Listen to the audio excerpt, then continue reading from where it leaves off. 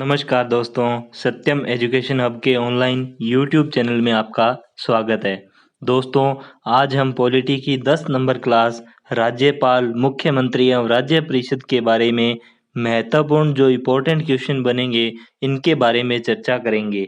दोस्तों, अगर आपको क्लास पसंद आए तो इसे लाइक, शेयर और हमारे चैनल को सब्सक्राइब जरूर कीजिएगा। तो दोस्तों, स्टार्ट करते हैं हम 1 नंबर क्वेश्चन से। 1 नंबर क्वेश्चन, राज्य सरकार का कार्यकारी अध्यक्ष या संवैधानिक प्रमुख कौन है? राज्य सरकार का कार्यकारी अध्यक्ष की अगर बात करें तो राज्य सरकार का कार्यकारी अध्यक्ष राज्यपाल कहलाता है, ये बात आप ध्यान रखें।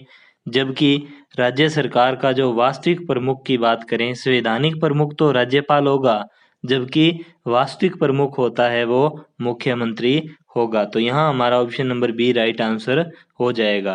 दोस्तों, अगर बात करें हम राज्यपाल है तो राज्यपाल की नियुक्ति राष्ट्रपति द्वारा 5 वर्ष के लिए की जाती है। राज्यपाल की नियुक्ति राष्ट्रपति द्वारा 5 वर्ष के लिए की जाती है। और हम राजस्थान की बात करें तो राजस्थान के प्रथम जो राज्यपाल थे गुरमुख निहाल सिंह थे, ये बात आप ध्यान रखें। और अगर वर्तमान में बात करें तो वर्तमान में राजस्थान के राज्यपाल कलराज मिश्र हैं, ये बात भी ध्यान रखें। यहाँ पर अगर बात की जाए राज्यपाल से संबंधित एक महत्वपूर्ण क्वेश्चन जो अलग अलग एग्जाम में पूछा जाता है, पूरे भारत में किसी भी राज्य की प्रथम बार बनने वाली महिला राज्यपाल कौन सी थी? तो ये यूपी की बनी थी और नाम है इसका सरोजनी नायडू। तो ये बात ध्यान रखें, प्रथम पूरे भारत के अंदर किसी भी राज्य की बनने वाली राज्यपाल थी सरोजनी नायडू। अगर आपसे पूछा जाए पूरे भारत में किसी भी राज्य की प्रथम महिला मुख्यमंत्री कौन थी, तो ये यूपी की बनी थी और नाम था सुचेता कृपलानी। ये बात आप ध्यान रखें। 2 नंबर क्वेश्चन की बात करते हैं। किसी राज्य के राज्यपाल द्वारा जारी अध्यादेश का अनुमोदन होना आवश्यक है।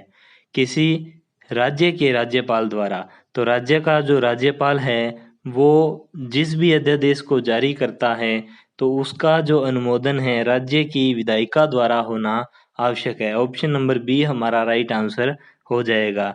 राज्य के राज्यपाल की अगर बात करें तो आर्टिकल नंबर 213 के अंतर्गत राज्यपाल है जो अध्यादेश जारी करता है। और दोस्तों, संविधान की खूबसूरती इतनी देखिए, यानी संविधान बनाने वालों का दिमाग इतना देखिए कि यहाँ तो ये राज्यपाल के लिए अध्यादेश है। अगर मैं बात करूँ राष्ट्रपति के लिए अध्यादेश, तो इन्हीं अक्षरों के अंदर हेर फेर कर दिया और इसको लिख दिया 1 2 3।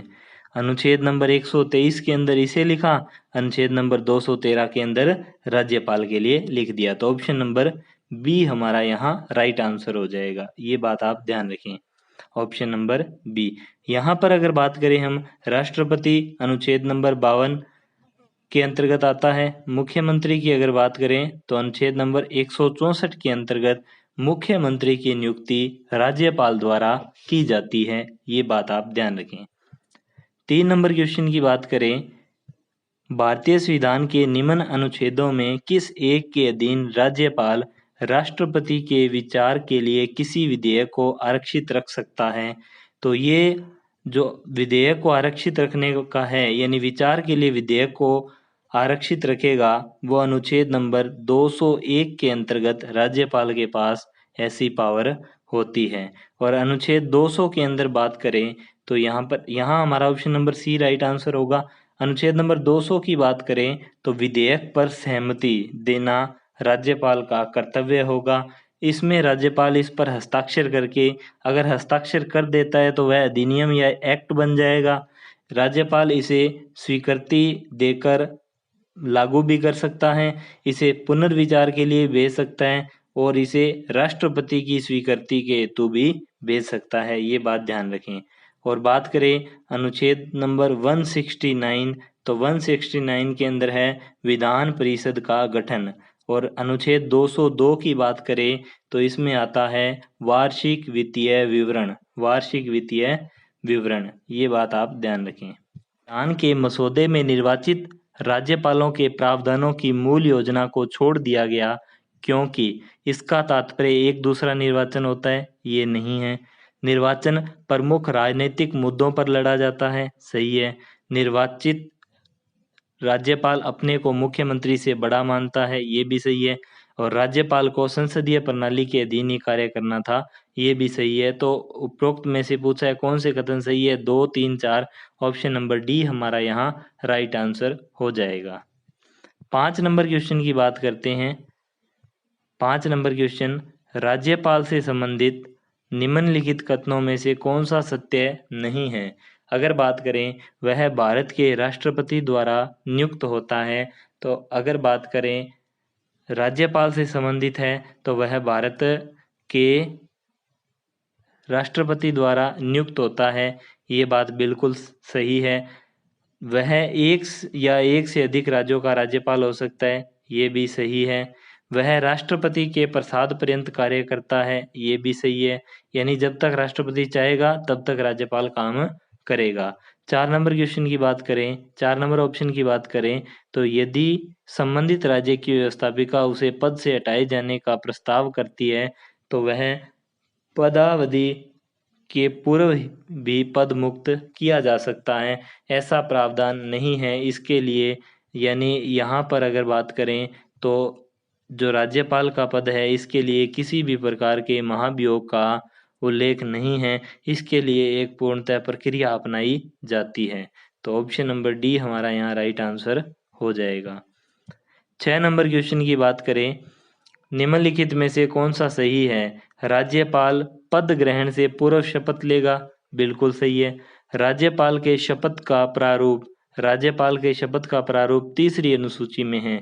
देखिए ये गलत है, क्योंकि शपथ का प्रारूप है जो हम मानते हैं कि तीसरी अनुसूची में है, लेकिन यहाँ पर अगर बात करें राष्ट्रपति, प्रेसिडेंट, वाइस प्रेसिडेंट और गवर्नर या राज्यपाल, इन तीनों पदों की शपथ का उल्लेख जो तीसरी अनुसूची में नहीं है, इनके लिए इनके पास अलग अलग अनुच्छेद दिए हुए हैं, तो ये बात ध्यान रखें।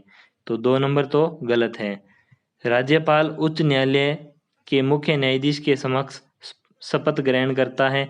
159 के अंदर राज्यपाल की शपथ के बारे में बिल्कुल सही है। शपथ की प्रक्रिया भारतीय संविधान के अनुच्छेद 159 में दी गई है, ये भी सही है। तो इसमें 1, 3 और 4 ऑप्शन सही है, तो सी नंबर ऑप्शन हमारा राइट आंसर हो जाएगा। 7 नंबर क्वेश्चन की बात करें, निम्न में से किसकी नियुक्ति राज्यपाल नहीं करता। अगर बात करें राज्यपाल किसकी नियुक्ति नहीं करता तो मुख्यमंत्री की नियुक्ति राज्यपाल करता है। राज्य लोक सेवा आयोग के जो अध्यक्ष और सदस्य होते हैं इनकी नियुक्ति राज्यपाल द्वारा की जाती है। भारत यानी उच्च न्यायालय के न्यायाधीश की नियुक्ति राष्ट्रपति द्वारा की जाती है, तो सी ऑप्शन हमारा राइट आंसर हो जाएगा। और महाधिवक्ता किसी भी राज्य का सबसे बड़ा विधि अधिकारी, इसकी भी नियुक्ति राज्यपाल द्वारा की जाती है।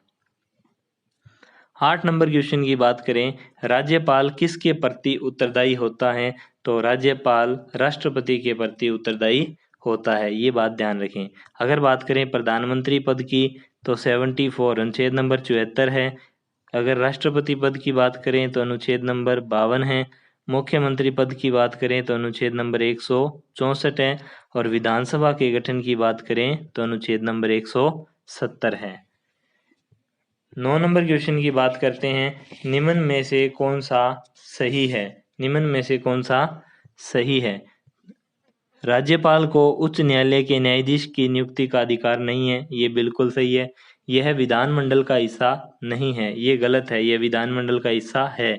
उन्हें विधान परिषद में सदस्यों को मनोनीत करने का अधिकार नहीं है, तो ये तो गलत है।